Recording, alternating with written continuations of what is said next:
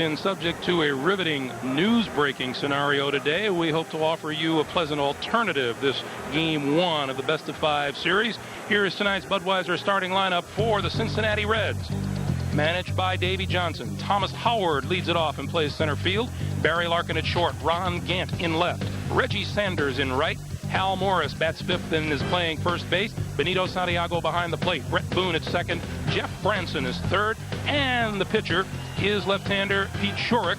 That's who will face the right-hander for the Dodgers tonight, Ramon Martinez. And Martinez has really played pitch well down the stretch.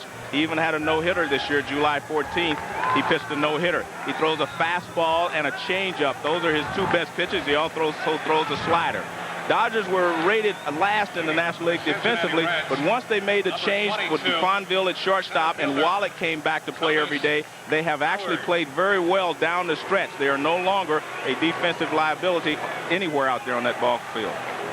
Ramon Martinez's problem, when he has problems, is the base on balls. He walked 81 hitters. That's the most in the National League this season. Early in the ball game, he's up high, throws a lot of high fastballs. If he can get you to swing at him, he gets you out very easily. But that is where his problem lies sometimes, the high fastball up and out of the strike zone. Switch hitting Thomas Howard leads it off for Cincinnati. And he swings at the first pitch, lines it down the left field line. It is foul into the seats. Howard hits .313 left-handed, has hit all three of his home runs from the left side of the plate. Right-handed, he hits .158. This is his 58th start of the season. Reds fans probably more used to seeing Darren Lewis in center field, but Davey Johnson opts with Thomas Howard to open the series. Fastball, strike two. I think one of the reasons he's doing that is because Thomas Howard, you need one more left-handed bat in this lineup. If the more left-handers you can get in there against Martinez, the better off you are, because he has such good stuff from the right side. Outside, a ball and two strikes. He will use the high fastball to set up his changeup, and that was the high fastball. 1-2 pitch is tight, and the count is even now at 2 balls and 2 strikes. Very pleasant 87 degrees at game time here in Los Angeles with clear skies. 2-2 pitch. Reaches out, fouls it down the left field line again. Early in this ball game, Greg, the pitchers will have an advantage because the light is still bright here, and there's a light on the backdrop, and then it comes into the shadow. So it's like going from the light into the dark, and that can cause the hitters a problem. The background is light, and the hitting zone is dark. Swing and a miss. And that's the high fastball. He has an excellent high fastball. This is his strikeout pitch along with his changeup. The high fastball. I mean, right up there with 2 strikes, you're not going to be able to handle that. So 1 up and 1 gone for the Reds here in the top of the first inning, and here is shortstop Barry Larkin. A .319 hitter, 15 homers, 66 runs batted in. That .319 average ranks him 6th among all National League hitters. High fastball, ball 1. If you're going to lay off the high fastball in the early innings, you can have some success against Martinez.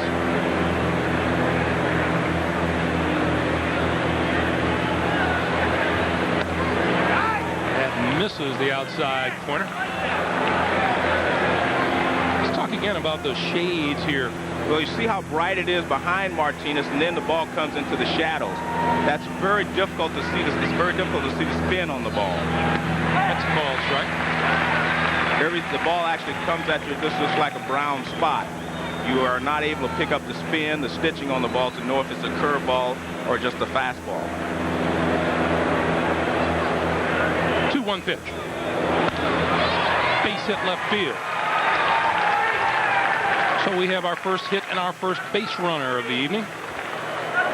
And maybe our first test to see if the Dodgers can stop the Reds' running game. Fastball in. He didn't get it quite in as far as he wanted, but Barry Larkin rips a single to left field. He hits the ball all over. You pitch him in, he'll pull the ball. You stay away, he'll go the other way. That's why he has hit over 300 the last few years.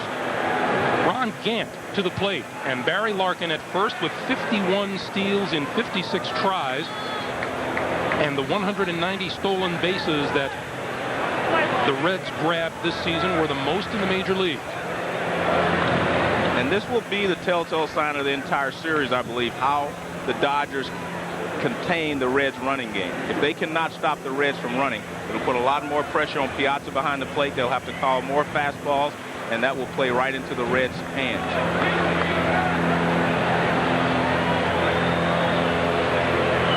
Fakes the break. The pitch misses. Ball 1. Well, he actually timed it perfectly. He did not go, but he timed Martinez perfectly on that particular pitch.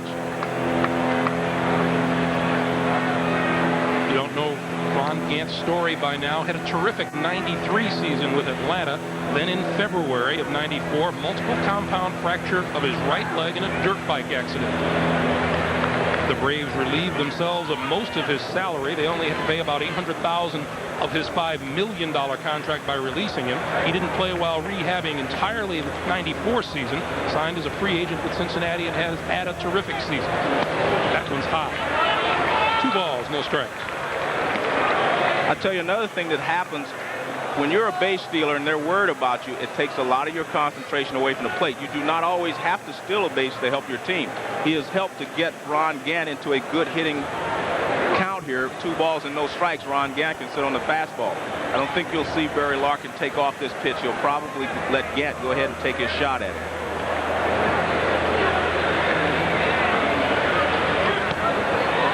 Ball 3.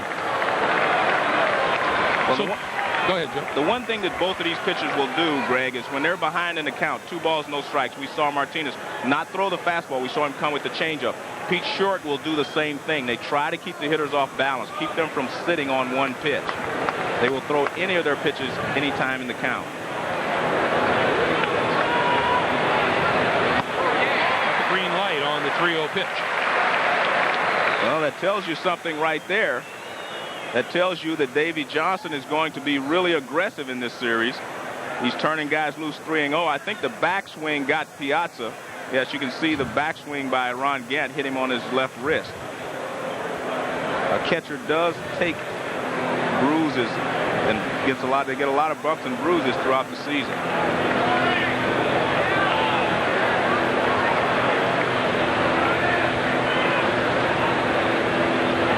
3-1 pitch. 2.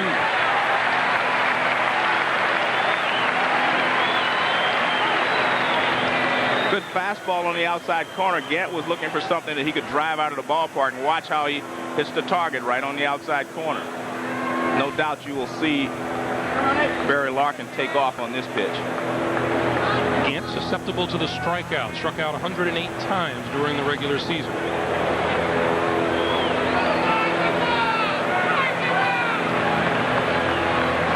There goes Larkin. Broken bat. Base hit left field. Larkin makes the turn, and he'll make it to third. The Reds with runners at first and third and 1 out.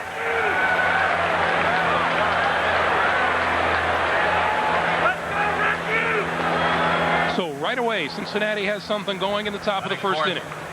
Well, that's the speed of the Reds. Even though that ball was a base hit to left field, Larkin was still able to get around to third base.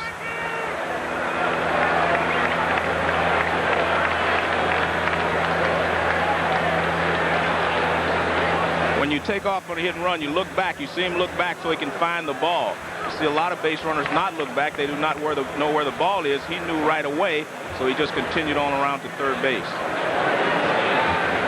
Larkin has always been a smart base runner. Reds with Larkin at third, Ron Gant at first, and here is Reggie Sanders. 99 runs batted in on the season. 28 home runs.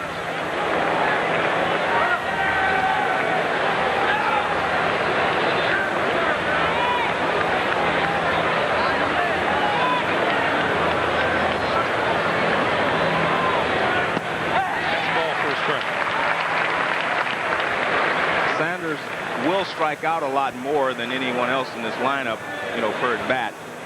He has struck out 122 times this season in 133 games. So that is exactly what Martinez would be trying to go for here. He will go for the strikeout. And Sanders steps out. Gant has 23 of those 190 steals for the Reds. He's over at first.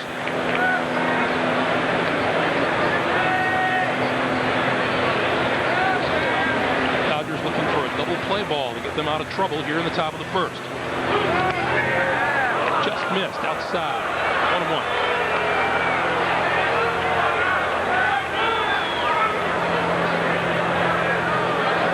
Dodger manager Tommy Lasorda on the left. Dave Wallace, Dodger pitching coach, getting his words of wisdom.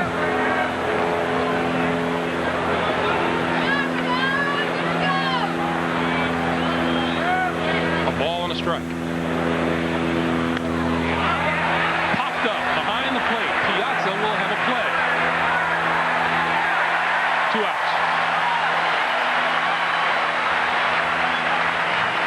Well, Sanders got a pitch to hit there. This pitch is up, and it's a breaking ball. It's not the fastball. He hung it up there. Sanders just did not hit it. He got underneath it. And Piazza finds it and makes the catch. Big out there. So 2 out now with runners at first and third, and here's Hal Morris. Morris hitting .279. A much better hitter on his home turf at Riverfront Stadium than he is on the road. He hits .335 at home, just a .232 hitter away from Riverfront.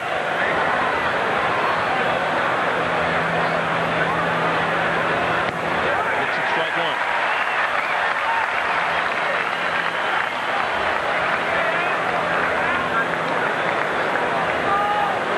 The umpires tonight, Ed Montague is behind the plate. Bob Davidson at first, Eric Gregg at second, Frank Pulley at third, Bruce Fremming down the left field line, and Gary Darling down the right field line. 1-1.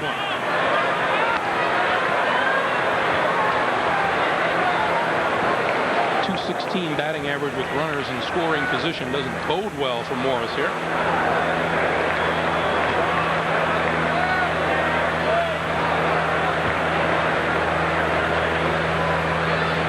Here's the 1-1. 1-2.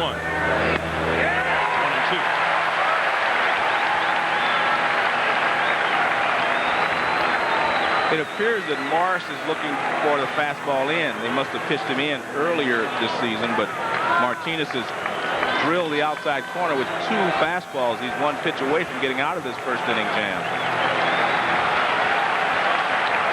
Crowd offers encouragement.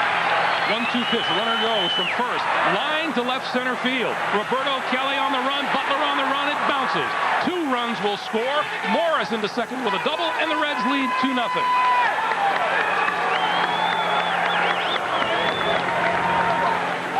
Not a good pitch by Martinez with 2 strikes. What he did, he was trying to come inside, and he did not get the ball inside. He had painted the outside corner with 2 fastballs to get ahead. This pitch, look at that, right over the middle of the plate, and he drives it up the gap in left center field. No chance for Kelly or Butler to make the play. 26 2-base hits for Hal Morris, and the Reds lead at 2-0.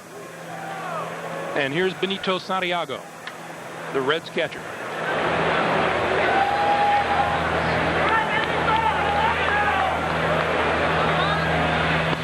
Swings and misses on the first pitch. Santiago hitting .286 with 11 home runs, 44 runs batted in. And the 1987 National League Rookie of the Year when he was a member of the San Diego Padres.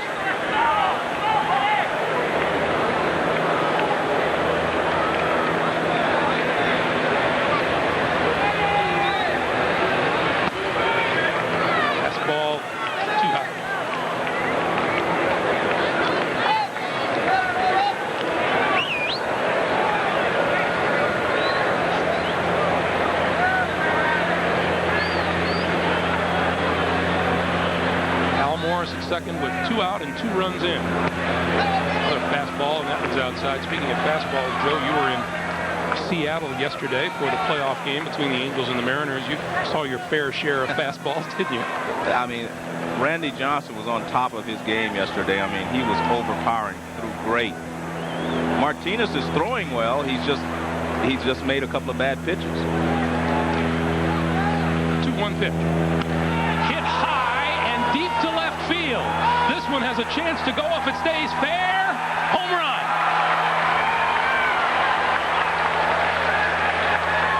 Hanging breaking ball.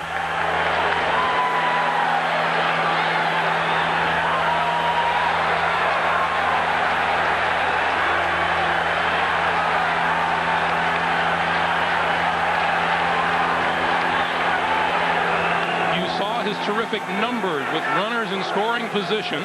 Santiago delivers and Cincinnati leads 4-0.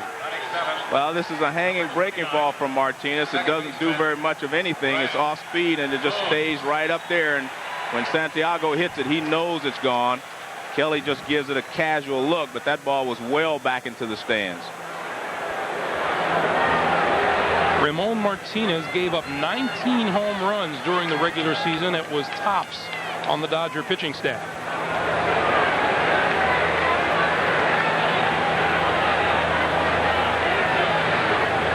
So here's Brett Boone. That's ball one. Not much action yet in the Dodger bullpen. They haven't even started to throw, and I think the reason for that is Martinez is throwing the ball well. He's just making too many mistakes. Fastball high, 2-0.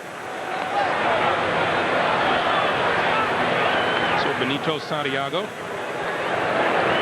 That may not seem like a lot, but for a catcher, you know, that is a good number. There's a strike, 2-1. Martinez up to 30 pitches here in the first inning already.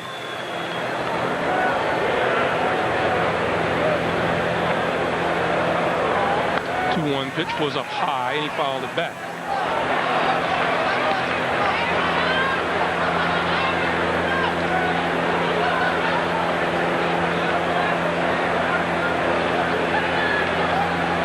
Dodger bullpen is as quiet looking down from the blimp as it is from the broadcast booth. 2-2 pitch.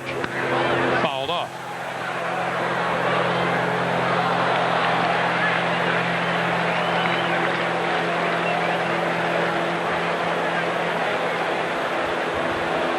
Brett Boone hit his 15th home run on the last day of the regular season at Montreal. He had gone almost 200 at bats since his last home run. Swing and a miss. So Martinez strikes out 2 in the inning, but the Reds deliver 4 in the first, including a 2-run shot by Benito Santiago. We'll go to the last of the first. 4-0 Cincy.